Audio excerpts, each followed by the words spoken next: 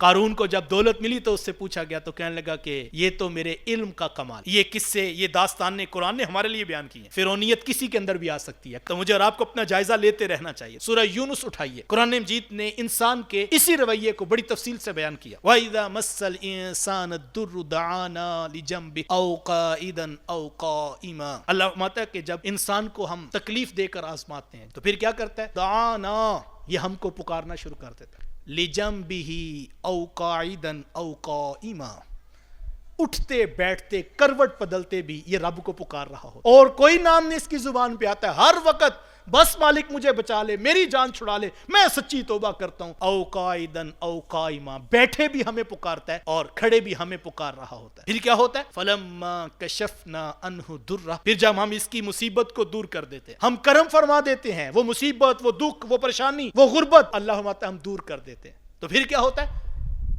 یہ بڑا شکر گزار بن جاتا ہے، یہ سر سجدے میں رکھ کے شکر کرتا ہے آئندہ ایسا نہیں کروں گا، نہیں۔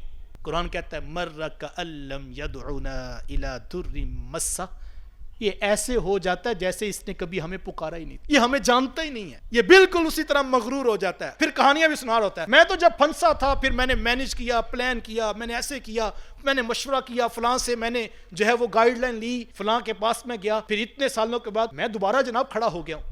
یہ بھول جاتا ہے کتنی راتوں میں منتیں کر رہا تھا، ایک مرتبہ میری جان چھڑا دے، دوبارہ ایسا نہیں کروں گا۔ یہ بھول جاتا ہے کہ اس نے کسی کو پکارا تھا اور کسی نے اس کے اوپر کرم کیا تھا۔ مر کألم یدعونا الی در مسہ، کہ یہ ایسے گزر جاتا ہے جیسے اس نے کبھی پکارا ہی نہیں تھا۔ تو یہ انسان کا وہ رویہ ہے جلد بازی کا جس کو قرآن نے بیان کیا ہے۔